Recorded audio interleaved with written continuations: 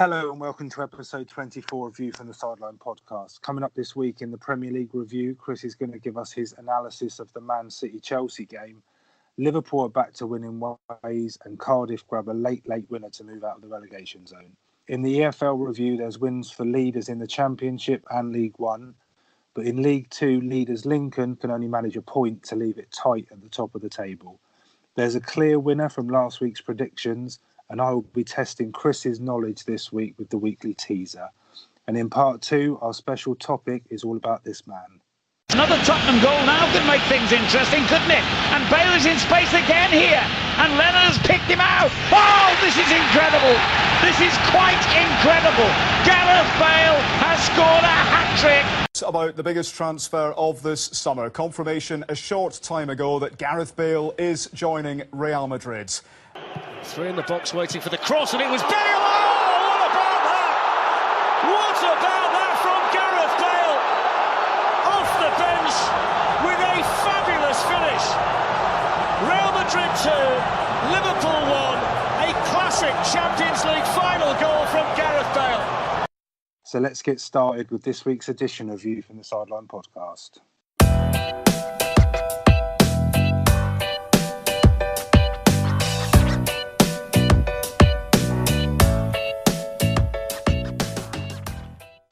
Hello and welcome to episode 24 of View from the Sideline podcast. It's Chris here and Rich is here as well. Hello, Chris. Good evening. Good evening, Rich. How are you? I'm going to hazard that I am a darn sight better than you after the weekend. Did you?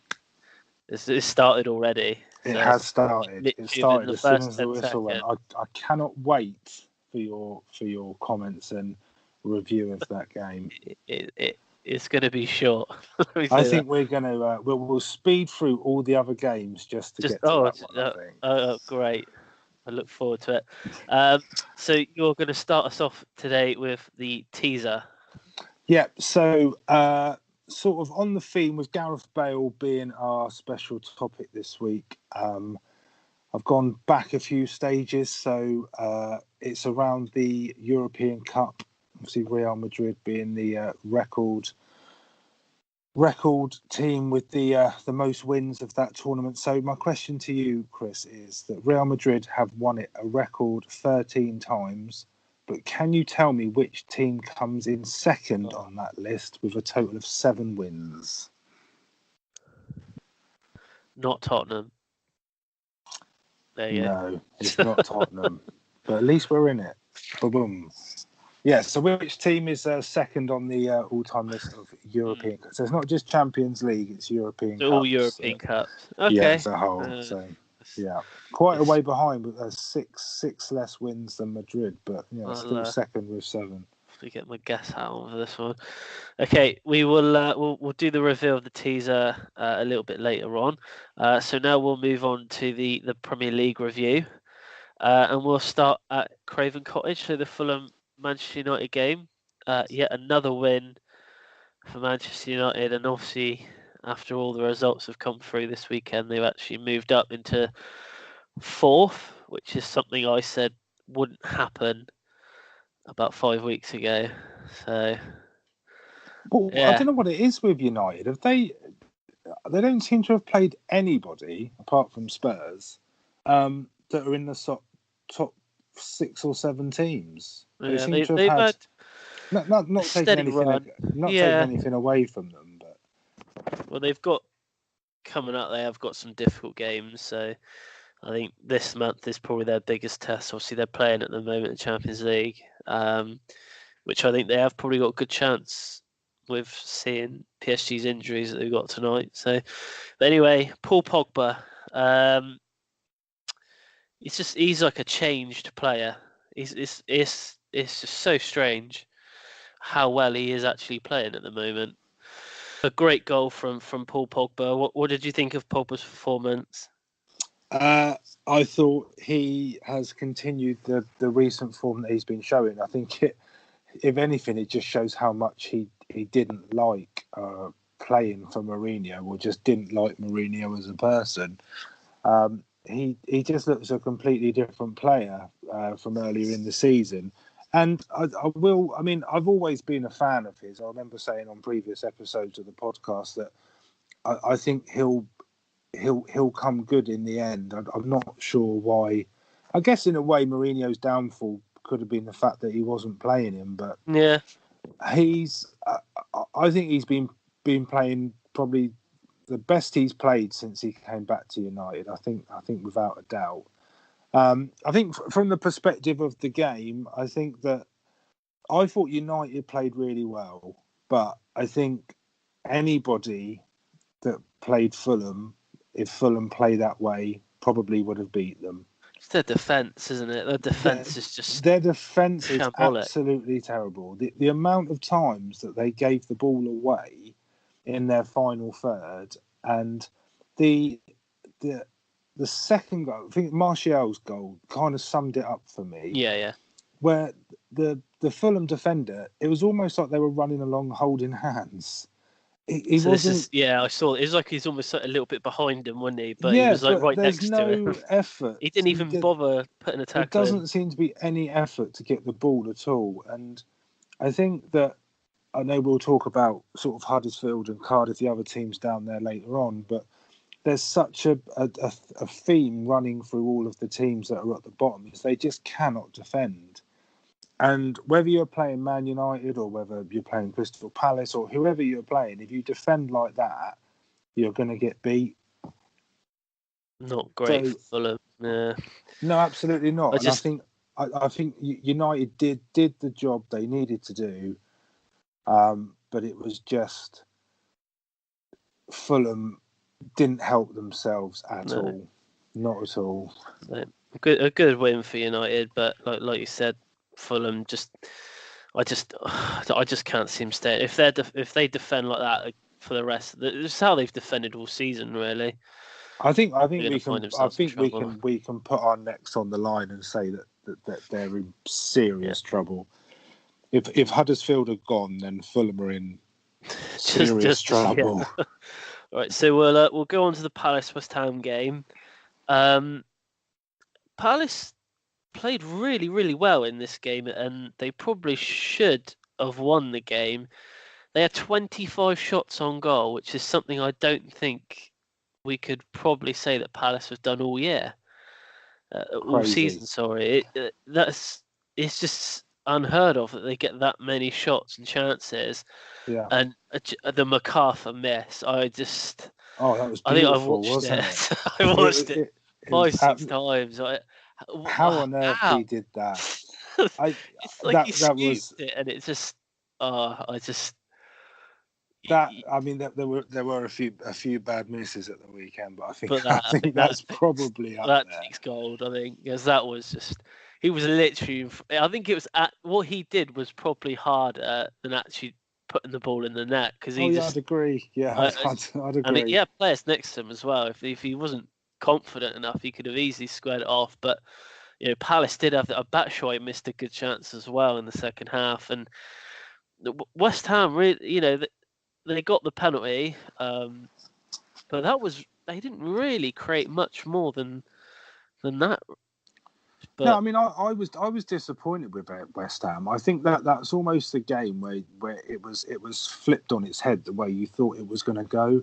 Yeah. If you think of how well West Ham have been as an attacking force, I mean, I know it's probably more their home form when they look very impressive, and Palace, they're not known for creating an awful lot of chances, but Palace, I'd say Palace deserved to win that game. I mean, the two things for me is just on that point. I mean, I thought Fabianski was unbelievable. He kept West Ham in that. Made it game. Really good. I remember the save he made in the first half where he. Yeah, I mean, and he clearly put MacArthur off to win to miss that chance. I mean, he clearly did something to put him off. Well, we'll give him the credit anyway.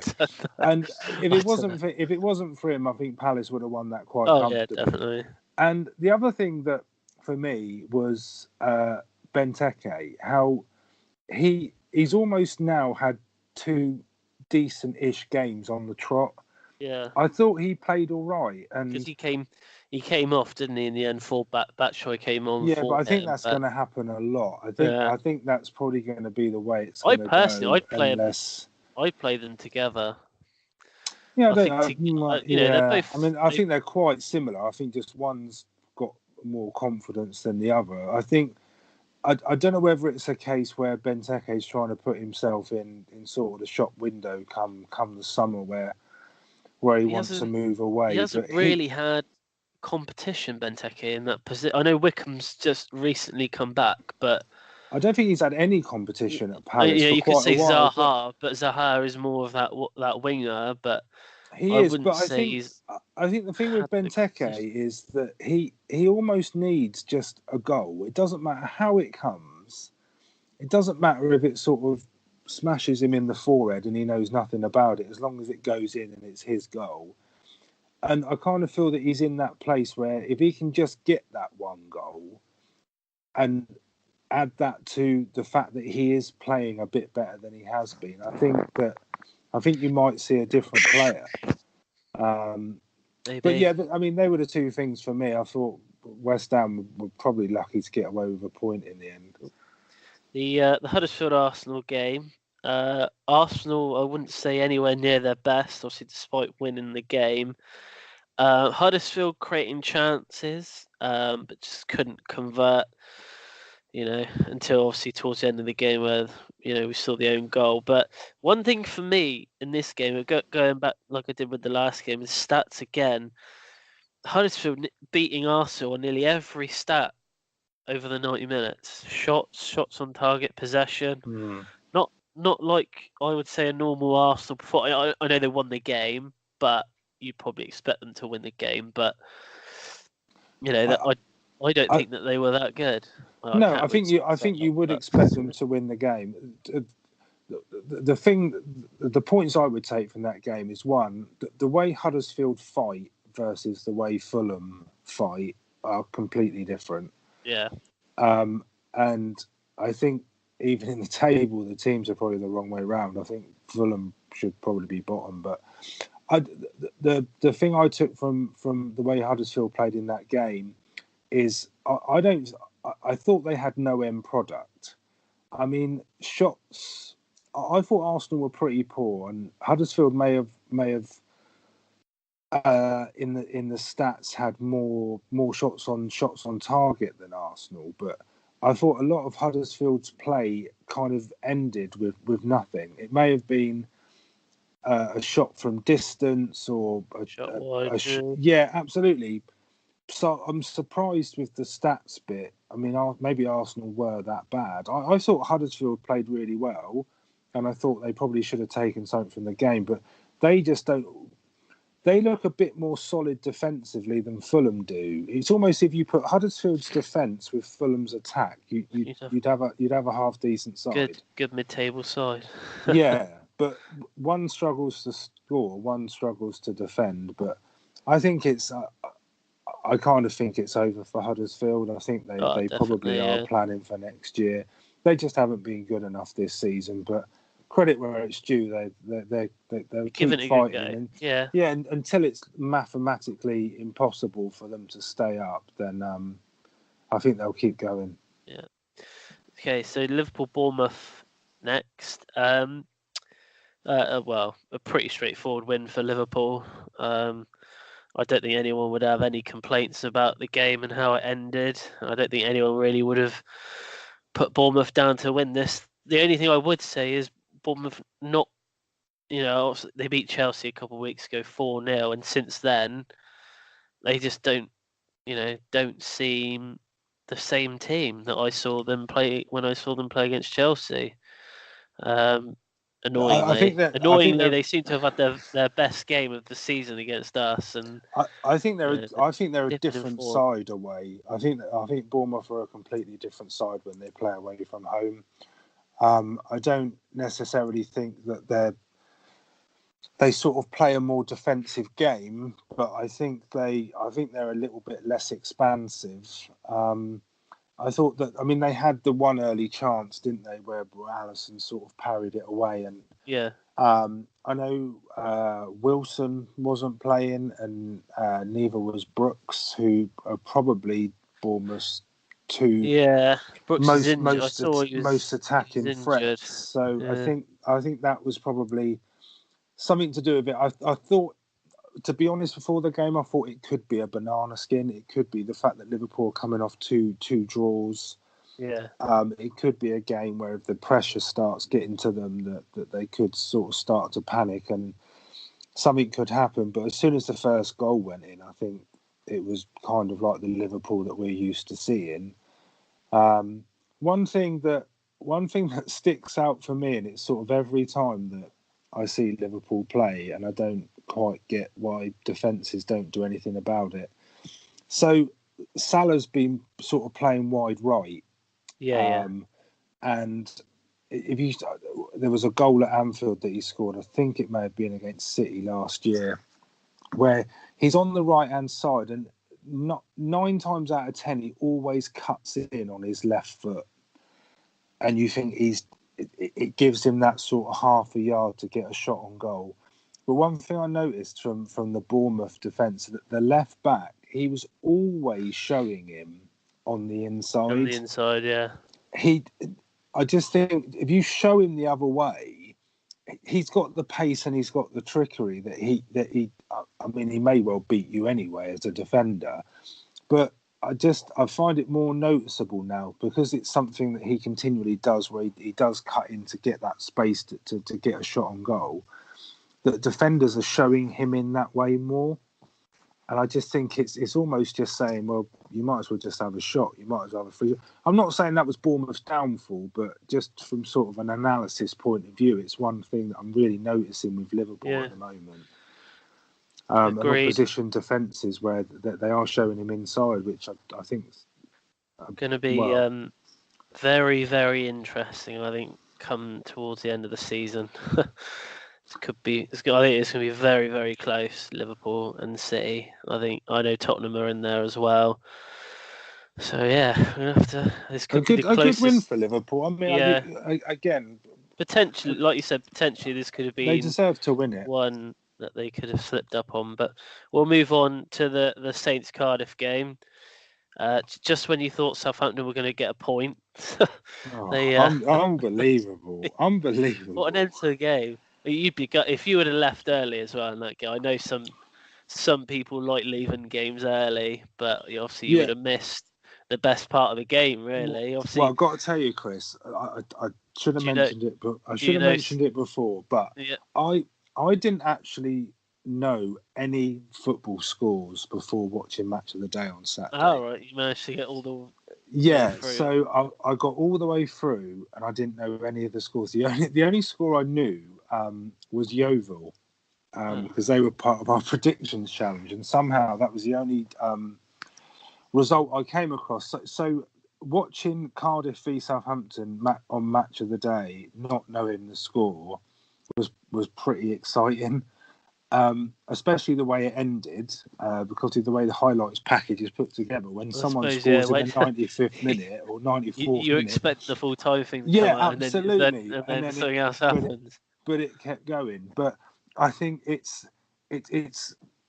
almost sort of confirms what we mentioned earlier, that the teams at the bottom just can't defend.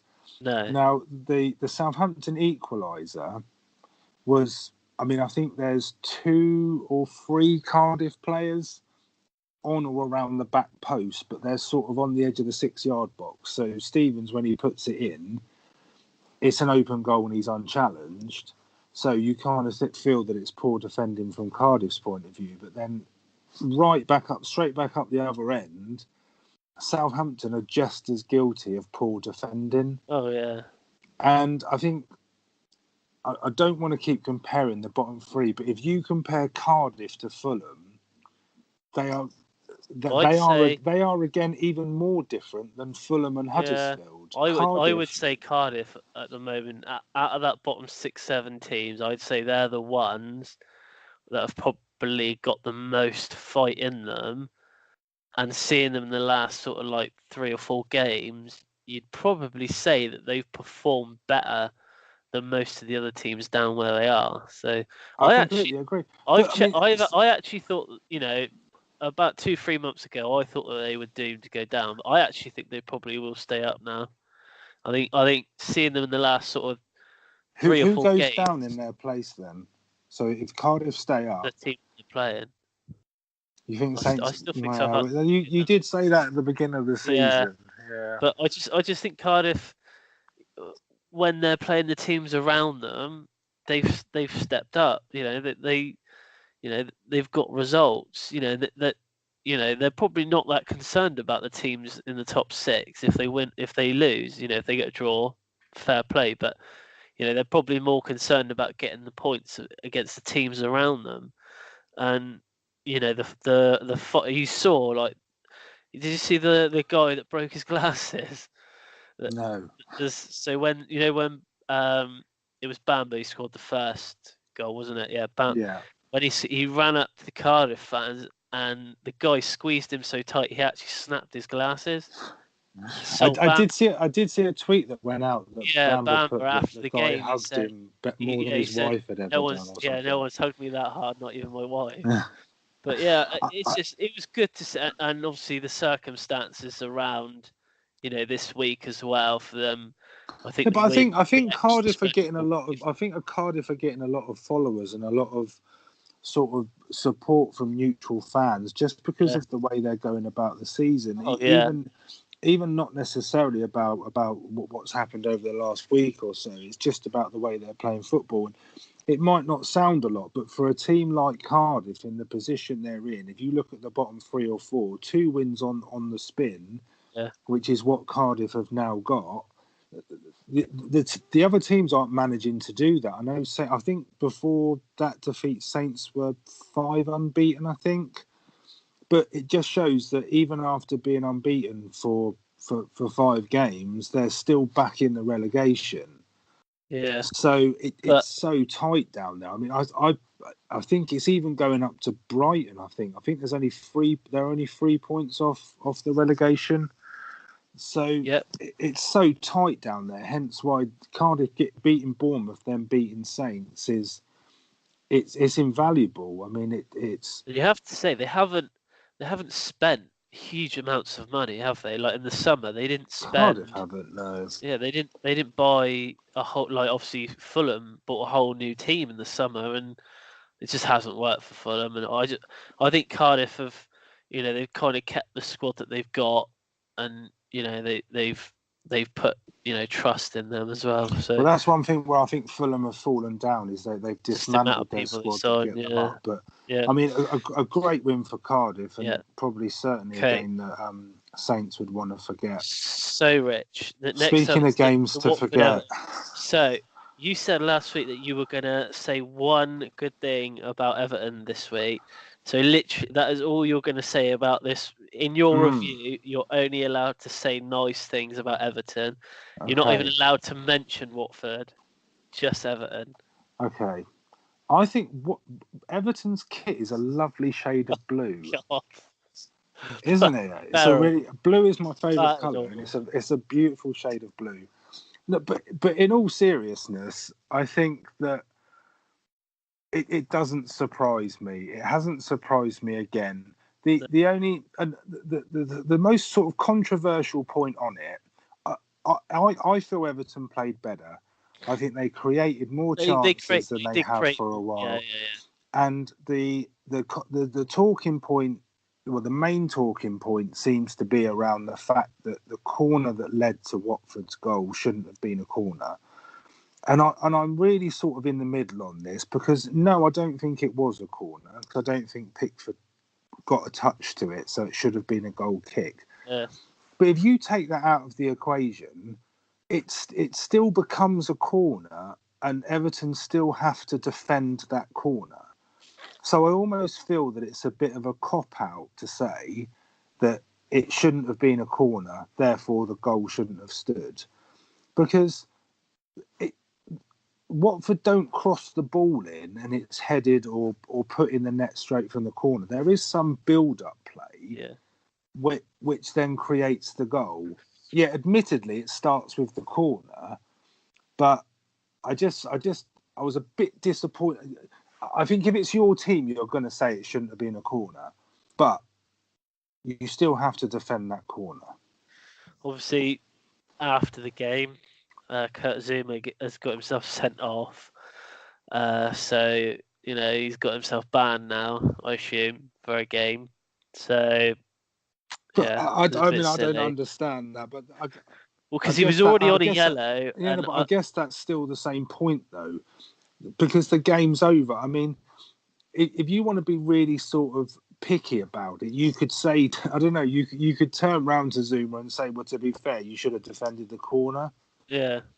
But so, yeah, I got it wrong. You think that's but what so he did was you? complaining about at the end? He's gone up to the referee. And he's obviously said something. Right. I mean, what else would... I don't know what else it could have been about. I mean, I'm not sure what else he would have had to have complained about. I mean, they're wearing a lovely shade of blue. I mean, why would you be grumpy? We're moving on before you get yourself into trouble. Better. That was your good thing? Yeah, because they created some chances. I thought they played a bit better. They looked like they wanted it a bit more. So the Brighton-Burnley game, I would probably say Burnley's best game so far this season.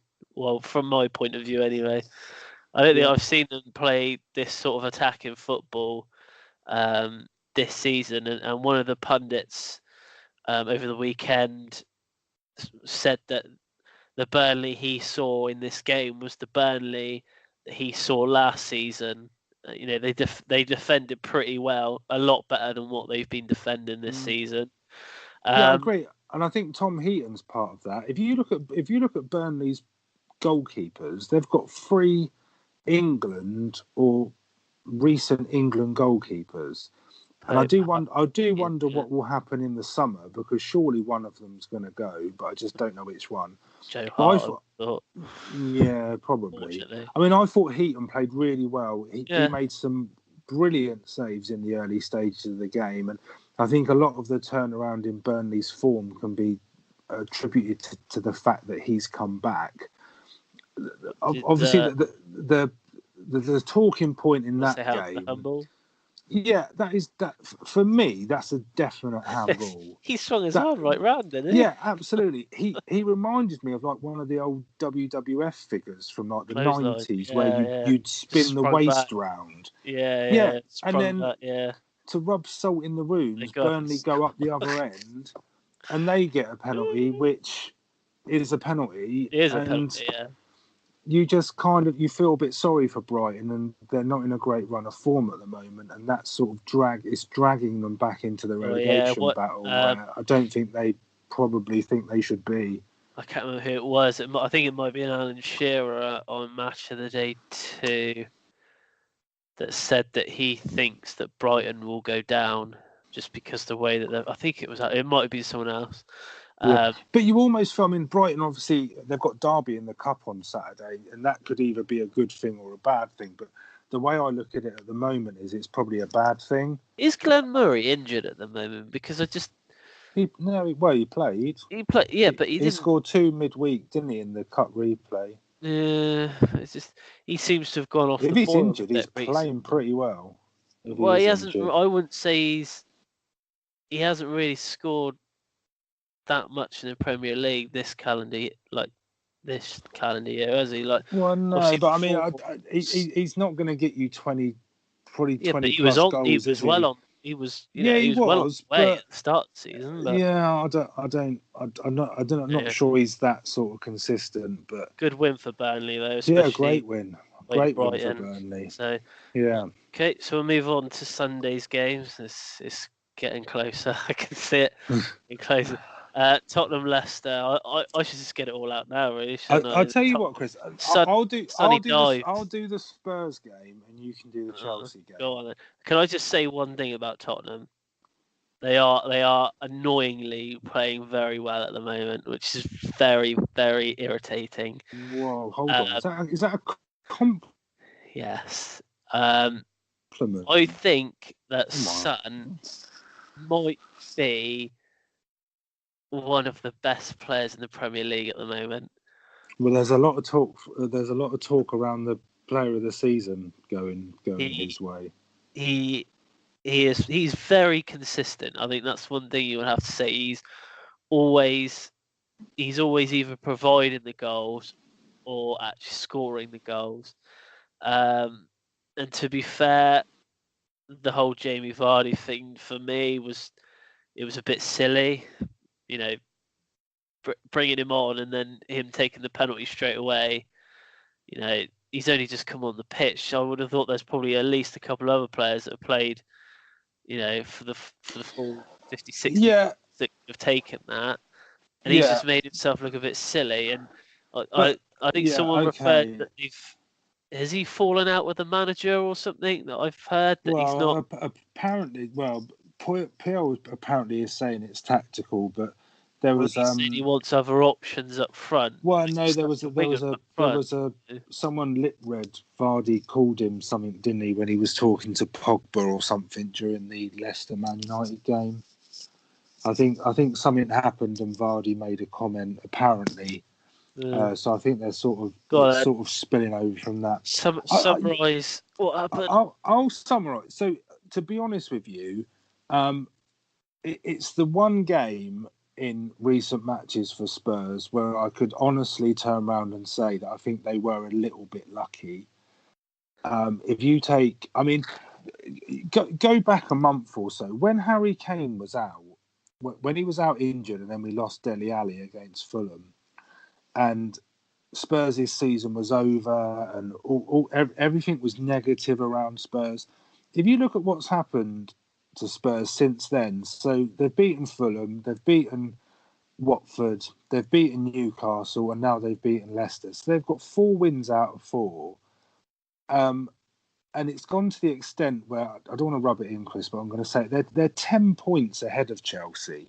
Because you're not Now, used Arsenal for your well, we expect to be ahead of Arsenal. We expect to be ahead of them.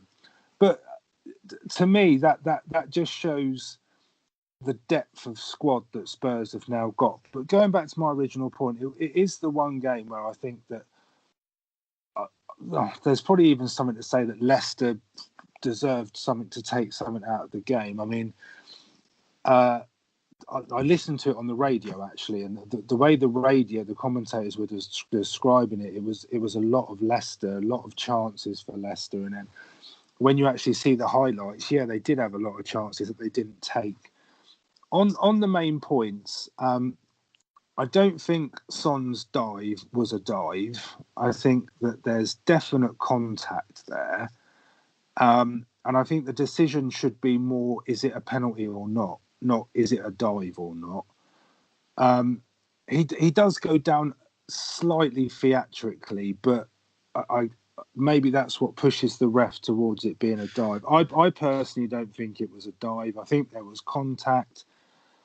I think the way they both got up and pointed at each other, Son and Maguire, was a bit comical, to be honest. It was almost like two brothers saying to their mums, no, he smashed the window, no, he did. But that's my view on that. I disagree with you slightly on the Vardy penalty thing, because he made himself look a bit silly because he missed it. But people miss penalties. I don't believe he missed that penalty because he'd just come on the pitch. I think that a professional footballer, bearing in mind he would have done some sort of warm-up because he knew he was coming on, that he wouldn't have been stone cold when he came onto it and unable to run up to kick the ball.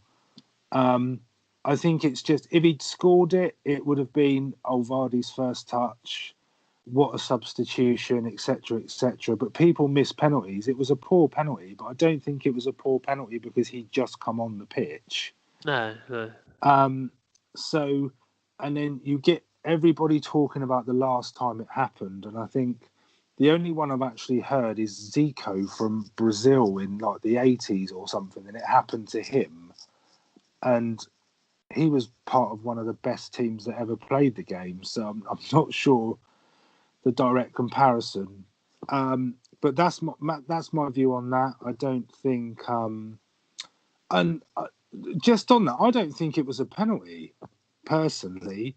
And it might sound biased that I'm saying that the Spurs chance should have been a penalty but wasn't, and Leicester's was a penalty and shouldn't have been. I don't see how that's a penalty personally. So even from that respect, you could probably say that justice was done, that Vardy did miss it. But it's another win for Spurs, and I think without sort of tempting fate, you'd like to think that sort of a top 4 finish is in the bag. Well, you'd hope to think, but look, if you look at it the other way, and I'm not saying for 1 second that Spurs are going to win it, because if you look at the starting 11 for Spurs over the last, I know we've had injuries, the starting 11 for Spurs over the last 3 or 4 games versus the starting 11 for City or Liverpool, Spurs' starting 11 is nowhere near as good as the other two. So they're in the title race, which as a Spurs fan at the beginning of the season, if you'd said sort of come mid-February you'll be in the title race, you would have accepted it. But Spurs are going into a time now where Harry Kane's going to be coming back from injury, Dele Alli's going to be coming back from injury. These players are coming back into form when, if Spurs have got any chance of winning the title, this is where they would need to push on. And I think that could be quite a positive thing. And I think we should write the stadium off this season. I know it's just been announced that the Arsenal game will be at Wembley. It won't be at the new ground. No. So I would almost just wait. I would almost do something to the stadium that means it can't be opened until next season. Well, they're doing pretty well at that at the moment, mate. So yeah, just continue what you're doing. Just to plug the website quickly, obviously, so we've got a new blog on the website about top 4 or winning a trophy, and because of what Pochettino's come out and said in the last week or so give that a read if you haven't already. But I fully sort of agree with that, and I think that top 4, especially for Spurs, is more important this season, and I kind of think that's where we've gone. And going out of 2 cup competitions, but being a lot more solid in 4th over the last month or so doesn't look that bad for Spurs now. Nope. There you go. So take it away, talking about Chelsea getting properly spanked. Where do you want me to start? 6-0. I've got no view on this. Should we start in the 3rd minute? I'm gonna go and make a cup of tea, and I'll come back, and you should be on the 2nd or 3rd goal. Well, for starters, let's just get this bit out in the open. Kante should not be playing that far forward, and I think everyone agrees with this. He should be playing in front of the defence, where he's used to playing, where he's probably the best player in the world at doing. But Sarri can't see it. He's fixated on Jorginho. For me, next game, like against Man United next Monday, I think it is, we're playing them in the FA Cup. I'd put Kante back, and I'd put Jorginho on the bench. To be honest with you, he hasn't really done anything this season. I think Jorginho's almost like a. Passed him. That's about it. He doesn't set goals out. He doesn't score goals. He doesn't. He started off pretty well at the start of the season. I think all Sarri sees in him is that he can, when they're playing out from the box, out from the back, he can rely on. He plays Sarri ball though, doesn't he? He plays the way he wants the team to play. But that's not how. It's clearly not working. So I don't know why he doesn't. Why doesn't he just for one game just change it a little bit? Look at Conte. When Conte came to Chelsea, we were awful. His first 6 games, we lost to Arsenal 3-0, and that was the deciding point that he was going to change his tactics. He changed it to that formation, and we didn't lose a game for 18 games. So it can work. I just don't think he's got. What do you mean you were awful when he arrived? You still are. Conte. Now, obviously, when Conte came in, we were crap. First 6 games, we were awful, and we ended up winning the league. You know, but Conte had a plan B. He knew that he needed to change something. Same with Mourinho. Mourinho had a plan B. When things weren't working, he knew what to do. Sarri, he just doesn't know. He doesn't seem to have a plan B. He makes the same substitutions all the time. Barkley for Kovacic, Kovacic for Barkley, Pedro for Willian, Willian for Pedro. It's the same all the time. And we started exactly how we started against Arsenal a few weeks ago. Poor. They killed the game off in the first 20 minutes. It was just awful to watch, and you just don't. It could have been more than 6. Aguero missed from about 3 yards, which is unheard of. Potentially Man City should have got another penalty in the second half. The penalty was a penalty. At the end of the day, they just have a much better squad than what we have, which is true. It's not, I don't necessarily think it's purely down to the squad. Yeah, I mean, admittedly, they've got a better squad than pretty much every team in the Premier League. But so, I mean, for what it's worth, from my point, I just think Chelsea, the players, didn't want it. I think it was almost as if they'd had enough of playing the way they're playing and the formation, and it was sort of the game where they turned around and said, right, enough's enough. We're not doing this anymore. We're sort of taking our ball and we're going home. City made them look ordinary, but I think Chelsea also contributed to the fact that they looked ordinary. Well, it's just, time and time again, it's just, I understand playing out from the back, but when you're trying to do it against a team like Man City, it's just not going to work. We just don't have that sort of quality in the team. Alonso has just completely dipped right out of form from what he has been playing like for us. Even Aspilicueta, I don't think one player on that pitch could have said that they gave more than 70% on Sunday. I think 70 is quite high, to be honest. This is exactly what happened with Mourinho when things started going wrong with Mourinho. But didn't this also happen last year when you went to the Etihad? Wasn't that? I think you lost 1-0, didn't you? But wasn't that the game where you didn't get out of your own half or something? You didn't have a shot. I think it was. Yeah. Okay. Like that. And what's more frustrating is I know we were away, but we've beaten Man City before. We beat them earlier on in the season, and they had exactly, or by I think 2 players on the pitch, exactly the same. So something clearly has happened since then to now. And the worst thing about this is we got to play them again in 2 weeks' time. Cup final. Well, you've got to play United as well, haven't you? Have you got United? Our next game, so we've got Malmo on Thursday, Man United Monday, Malmo again on Thursday, Man City in the cup final, and then Tottenham in the league. Oh dear. Oh dear. If he doesn't change something quick, we are. Are Malmo any good? I don't think so. To be honest with you, I think there's a few players. That would be awful if you go out to Malmo. You might as well give up now. I think there'll be a lot. Okay. Thursday, but we'll see what happens. So we'll move on anyway. Let's move on. We'll just touch on Wolves. All I've got to say on the Wolves Newcastle game is, I think Newcastle were very, very unlucky. I agree.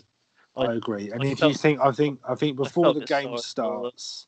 I think before the game starts, Newcastle were probably, they would take a point, but the way they had to accept the point, I don't think they would like. 88 minutes of that game, they probably would have accepted a point. Yeah, it's just one of those things. It's, you switch off for just 2 seconds and things can happen. But like you said, if they looked towards the start of the game, they would have been happy with a point.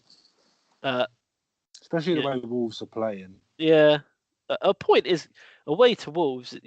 Unfortunately, Chelsea lost to them at Wolves. So well, it's not a bad point really in the scheme of things. Anyway, that's the Premier League review done. Yeah. Hopefully, I never have to speak of a 6-0 again. We wait for next week when we review the FA Cup Chelsea United game. We will move on now to the EFL review, and first up is the Championship. Yeah, so in the Championship, there were wins for 3 of the top 6, with Norwich stretching their lead at the top to 2 points. They beat local rivals Ipswich 3-0 at home on Just Sunday. quickly, did you see Paul Lamb at the manager? Yeah, he lost it a bit, didn't he? He completely lost He it. lost it. There's a lot of players that have come out and said he was so sort of calm and tranquil when they played for him, but yeah, he went a bit nuts, didn't he? Yeah. Yeah, it wasn't great. So Leeds are in second. They could only manage a draw away at Middlesbrough. They equalised, I think it was 11 or 12 minutes into stoppage time. Because I think, I believe there was an incident on the bench, I think. Someone passed out or something, didn't they? And so that's why it went so long. But yeah, so Leeds equalising very late on in that one. Sheffield United are in third, and they got a point in what was probably the game of the weekend on Friday night. Well, probably not the game of the weekend for them. So they were away at Villa, and Sheffield United were 2-0 up, and then just after the hour went 3-0 up. But then the comeback came where Aston Villa scored 3 goals, one in the 82nd, one in the 86th, and then the equaliser in the 94th minute to end the game 3-3. Just for your benefit, Chris, in the Chelsea bashing show that we're having today, John Terry's defensive coach. What's going on there? So Villa have now let in 49 goals this season. So only Ipswich, who are rock bottom, because he's not have on the actual pitch. If he was on the actual pitch, but surely he can tell them what to do. He doesn't have to be on the yeah, he has to be on the himself. pitch. Yeah, mate, he has to be on the pitch. Anyway, West Brom, they're in fourth. They claimed 3 points with a 1-0 win away at Stoke. Middlesbrough are in fifth, who drew with Leeds, and Bristol City are in sixth in the last playoff place. They've got their 6th league win in a row with a 1-0 win away at Blackburn. But just to give you a live update, so West Brom have just equalised. So they're playing Nottingham Forest tonight. So it's 1-1. West Brom have just scored. And Bristol City are currently losing 1-0 to QPR. So, but they have 6 on the trot, but they're currently losing. At the bottom, it looks curtains for Ipswich. They lost 3-0 away at Norwich, meaning they're 9 points adrift. None of the bottom 10 teams in the Division 1 at the weekend, so not one of them.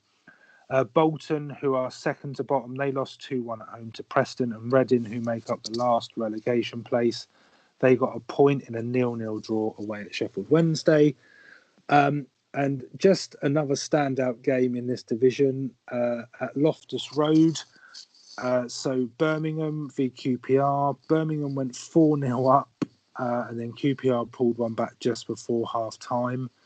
Then into the second half, they managed to get it back to 4-3, and the impossible comeback looked on. And then in stoppage time, QPR got a penalty to make it 4-4, but missed it.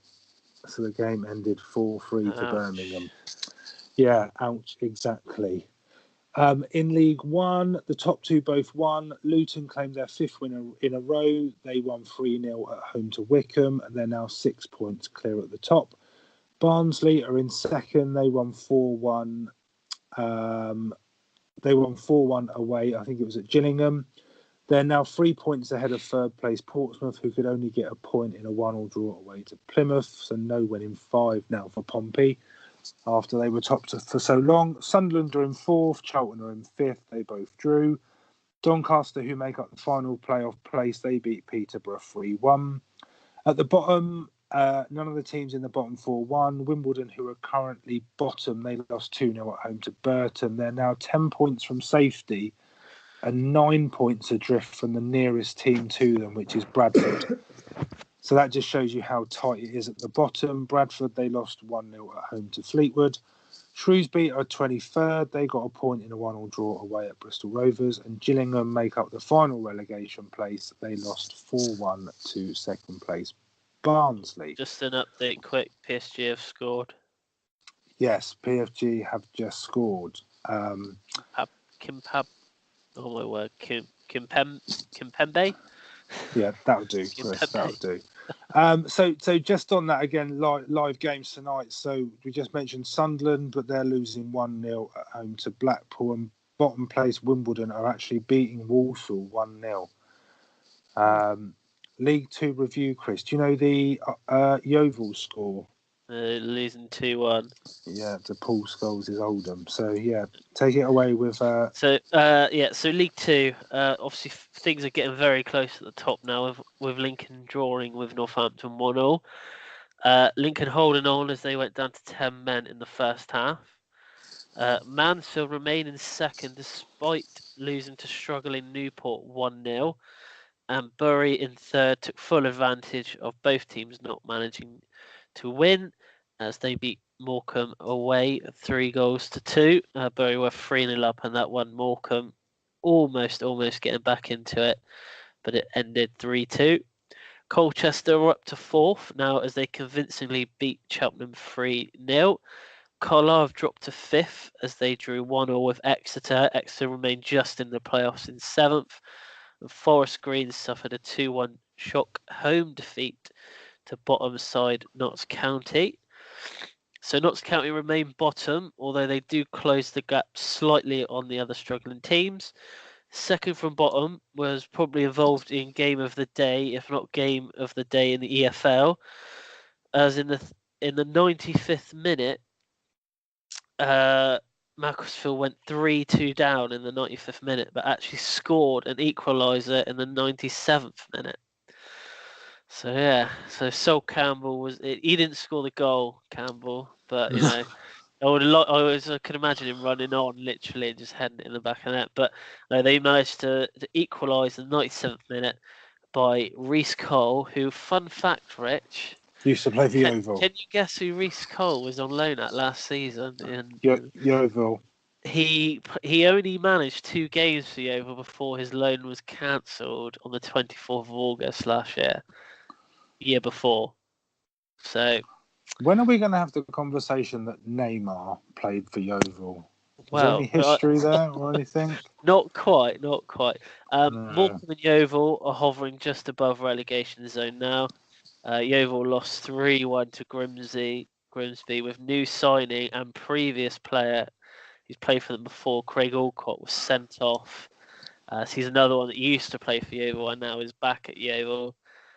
So things are quite tight now between the bottom 4. Notts County are a little bit adrift at the bottom, but literally only a couple points in it now between Macclesfield, Morecambe and Yeovil. So it's going to be a very, very close end to this season. And Yeovil, like Rich said, are playing one of their games in hand tonight as well. To Oldham, who have just hired Paul Scholes as their manager. Yeovil 2-0 down, but Beavis Mugabe did actually get one back for them. So they've got 20 minutes left in that one. So yeah, it's one of the games that they really do need to get something from, because the 2 games they have got another game in hand after this one, but yeah, not great. There's a few goals flying in, so just on League One, so Sunderland have equalised, so that's now 1-1. And in the Championship, Bristol City have equalised, so that's now 1-1 with Palace. So that's the EFL review. So we'll take a quick break and then we'll be back in part 2 for a predictions update and a quick chat about Gareth Bale.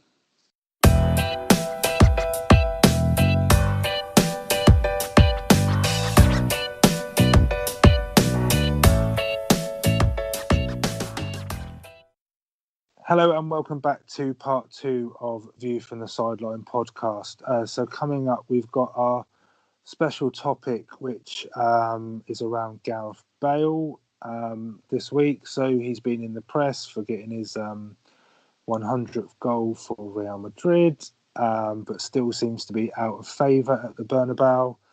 So we're gonna give Gareth Bale a quick going over, so to speak, but we'll just give a quick predictions update.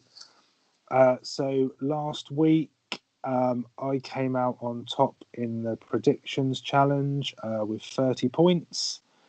So Chris and I were sort of talking a few days ago about whenever Yeovil are in the predictions challenge, I managed to get the score pretty much bang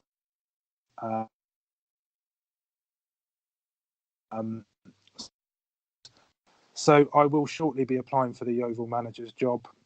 And we just won't turn up for matches that I know that we'll lose. We just won't turn up for. But my brother-in-law Scott unfortunately he only got 5 points. Let the team down there a little bit. Yeah, it's with Jamie and Pete being at the top. No one's still getting anywhere near 30, although I did get 30 myself this week. So this coming weekend we've got an FA Cup predictions with our guest Lynn. So they will be available on our social media pages in the next hour. So I've just got one question on predictions, Chris, because Chris picked this week's games. Why did you not include the Chelsea-Man United game? Because it was on the Monday, and I thought you'd want to get the results out before we. Is it because you? I thought it was because you couldn't bear to go against your team. I didn't pick I didn't pick the Friday game either. Literally, there was just 3 on Saturday and 3 on Sunday, so I thought I'd just do them. Nothing to do with Chelsea. I don't believe you. Okay, so PSG... I just didn't want you to put 6-0. I didn't want you to have the satisfaction of writing 6-0. I would have gone 7 or 8. PSG have just got another goal. Game over. Update, so Game over. Possibly tie over. Solskjaer getting sacked in the morning. Now. You wait. Yeah. So we're gonna move on to Gareth Bale, and then after this we've got the teaser answer. But so I thought that Gareth Bale would be a good topic to talk about. It was one that I put to Chris, and we agreed to put on this week's episode. And I think one of the main reasons that I wanted to sort of have a discussion about it is because I don't fully understand why he's in the position he is at Madrid at the moment. One thing that sort of looking into this, one thing that really surprised me is when he actually went to Madrid. It was 2013. Yeah. So it's over 5 years he's been there now, which it doesn't seem he's been there that long at all. And I think that when you put everything together, so he went for 100 million plus euros, which at the time was a world record fee. It still is Madrid's record ever transfer fee. So I think they bought Ronaldo for about 70. So it eclipses that. He's just scored his 100th goal for Madrid in the derby win over Atletico 3-1 at the weekend. Yet he still seems to be playing a bit part in Spain, and Madrid haven't been playing great this season. He seems to be getting a bit of sticks with that. Well, yeah, the thing is about that, right, is you look at previous seasons for Real Madrid, they've had one key player that's obviously not there this season. So I wouldn't say, because he, like you said, Bale, he gets a lot of the pressure now. Now that obviously Ronaldo's left, there is a lot of pressure on him to perform. Now, I don't think that Bale will emulate what Ronaldo's done at Real Madrid, but I do think that the pressure is slightly unfair because I think that it's the whole team that is underperforming. I wouldn't say it's just Bale. But who is realistically? I don't think anyone is ever going to emulate what Ronaldo's exactly. Done that's what I mean. Madrid. I think it's very unfair for Madrid fans. But do you think that's part of the problem? Because one of the things that kind of crops up if you sort of take a look at Bale and his time at Madrid is this almost when he arrived, this Bale versus Ronaldo sort of face-off, if you like, where there was only ever going to be one winner. Bale was never going to win that contest. Whatever he did on the pitch, Ronaldo is a messiah-like figure at Real Madrid. And I don't know whether it's because Bale came in and he was a world record transfer and it almost put Ronaldo in the shadow a little bit. But I don't know if he got off to the wrong foot before he'd even started. Do you think going to Madrid was the right choice? because At they the already had time, they yeah. already had the big players there. Yeah, and I think Madrid have always had big players. I think I can speak about it from a Spurs fan's perspective that when he first went to Spurs and he didn't win a game for 20 odd games or however long it was, and then 18 months it was, I read somewhere. 18 months. this is a long time, and when yeah. he started to play and he broke through in his Champions League and the San Siro and all those sort of games, it was almost like you knew he was going to win a game for Spurs. Even in the last minute, he was so quick, he was so strong, he could hit a ball like a bullet into the top corner. I remember he scored one against Southampton at White Hart Lane in the last minute, and he did the same at Upton Park against West Ham, and he did it on other occasions as well. And I think that it may show how much Spurs have changed in sort of the last 5 years, because I think if you had someone like that now, I'm not necessarily sure they would go as quickly as sort of what Bale did. I don't think you could say it was his dream to play for Madrid. It's not one of those that he grew up always wanting to play for Madrid. Maybe he did, but I don't know. I don't think it was a mistake. No. Is in my the short league, answer. So in the league, he's averaging a goal every other game at the moment in the league, which isn't really that bad. So in his league appearances, so this is just the La Liga, he's 144 appearances, 76 goals. He's actually only 2 more league appearances off the amount he managed at Tottenham. So Tottenham played 146 league appearances. But just put that into some context. So if you look at Madrid's all-time scorers, so take Ronaldo out of the equation because he was getting a goal almost every game, which is ridiculous. There's something wrong with that man. He's still doing it now, isn't he? So but Juventus.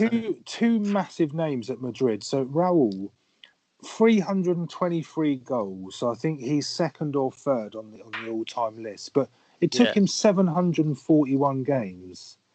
Now, admittedly, he was sort of there when he was a youngster and he was probably playing but not scoring. But Benzema, 210 goals in 449 games. Now, I don't know the exact amount that, obviously we know he scored 100, but I don't know how many games he's played. But he can't be far off that. His goals to game ratio's got to be better than Raul. It was literally just every. It's even better than one every other. If you did the maths on it, he is literally better than one every other game. But But it's the fans as well. Yeah. So there was a poll in one of the local papers in Madrid. Well, not local paper, but I think it was a national newspaper, and it came up 54% of fans want him to be coming off the bench. It's crazy. So to be an impact player, and because you think he would get in, and this is honest, I believe this is the honest truth. He would probably get into any side in the Premier League. I think he will end up back in the Premier League. That's exactly what I thought. He seems to be third choice at the moment. I know that they've just bought that 17-year-old whose name escapes me at the moment, Madrid, and there's a couple of other. Junior. Is it Junior? Yeah, that's the one. And there seems to be a couple of other players who are sort of more favoured by the manager than Bale. I think he's struggled to connect with the fans. I think that's what it might be. I problem is I honestly don't know, because we're not in Madrid. I don't know what they think of him. But like you said, I think within the next couple of seasons he probably will be back in the Premier League. Yeah, but I would be pretty sure. I would be pretty sure to say that when he was playing the way he was playing for Spurs and there was rumours that Madrid were after him, I bet you then Madrid fans wanted him. Yeah.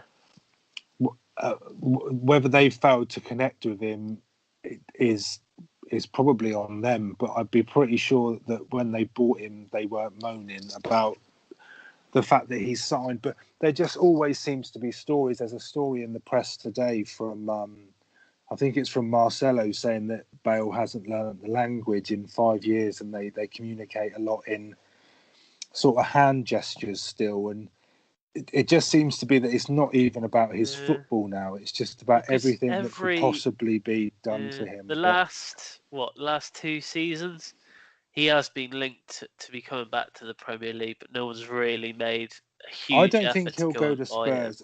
Apparently, Spurs have got a buyback option. So Spurs have got first refusal, but I don't think they could afford him. I don't think they could afford him. That's what I was thinking when I was writing it down. I was thinking, would they have the money to re-sign him if? I think if he came, do you think it's only one team he'd go to? Yeah, and say. No, I think it's Man United. You think he'd go to United? I think United is the one. I can't see him going to Chelsea. I know he wouldn't go to Chelsea. They'll be in the Championship, and he doesn't want to play Championship. I'd say the only way that we're going to get him is if he's anything to do with the Hazard deal that's imminently going to be happening. Yeah, but that's the other point. If you think if you believe what you read and Hazard is going to Madrid next year, that pushes him even further down. Yeah. The pecking order, but I think I can't. You can walk straight into our team because we're missing Hazard. It's a massive hole there. I don't think City need him. I don't think he would go to Arsenal. I don't think he'll go to Spurs. I don't think he'll go to Chelsea or Liverpool. I think he would. If he comes back, I could see him going to United. Not Everton, then. It would be funny though, wouldn't it, if he went to Juventus? Followed Ronaldo. Yeah. No, I can't see him going. Just going slightly off topic. Have you seen how much Aaron Ramsey's going to be on next season at Juventus? 400,000 plus a week. A week. It makes him the second highest paid player, but still only the second highest paid player at Juventus, behind Ronaldo. But that's ridiculous. I think his salary there would put him first in the Premier League. It would make him the highest paid player in the Premier League. Yeah, that's insane. Anyway, I have a fun fact about Gareth Bale for you. Okay. Did he used to play for Yeovil? He has never played for Yeovil, Rich. There you go. Oh my goodness! He's never graced his presence in this town, as far as I'm aware.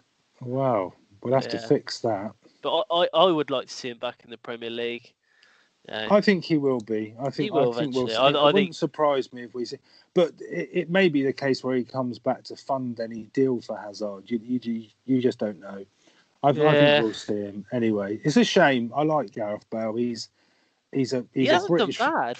He's a British footballer. From what you see on paper, he's not. He's scoring goals, but he is.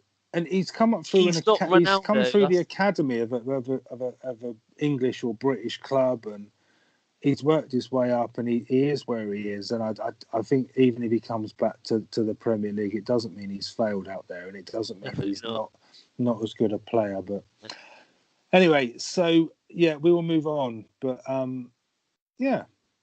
good chat about Gareth Bale there.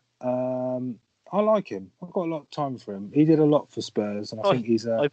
I said I like Gareth Bale. Yeah, I like him as much as I like. I just wish he was English. That's all. No offense, he's Welsh, but he'd be really handy for us in I think he would. I think he would single-handedly beat Everton on his own. Yeah. Him and the cat against him and the cat. Okay. Yeah. And you, you're going to be on there as well. Yeah. 3 aside. Oh yeah. I mean, I'm all right. Whip it. You watch out, Everton. I'm coming for you. Okay. Teaser answer. Teaser. Yeah. So, Chris. I'm really not sure. I just. I'm going to go with this because I know they've won a lot of European. I'm just going to interrupt you. There's a goal at Oldham. Oh. 3-1 Oldham. Did Paul Scholes score? No, but Roma are now 2-0 up on Paul. Well. Anyway, sorry. The team I can think of that I know that were really good. This is just based on the 90s, really. I'm just going to say AC Milan, because I know that they've won quite a bit of European stuff, so it's probably not right. It is, well done. It is Milan? Oh. Yeah, you act surprised. Well, they've won the Champions League 5 times? 7. 7 times. Well, there you go. 7, and they've been runner-up 4. So, yeah, that's right. I didn't think you'd get that. I feel Well, rather no, deflated now. It's because of my. At least I've won something this week, mate. I haven't had a lot of Well, luck. there you go. Yeah, Yeah. I'll have the 3 points in Champions League qualification. You I'll can have stuff the the teaser answer. yeah. You can have the Anyway, the knowledge, knowing that you know the answer to that question. yeah. So we are gonna wrap it up there. Just one more thing. We are going to be doing a little bit of a giveaway tomorrow. I will tweet that out at some point tomorrow. It's just a small little thing, but it'll be worthwhile for someone. So just look out on Twitter It's for our that. first ever. It's our first ever It's our giveaway, first ever Chris. one. It's a big deal. Yeah, giving back to the people. That's what we're all about.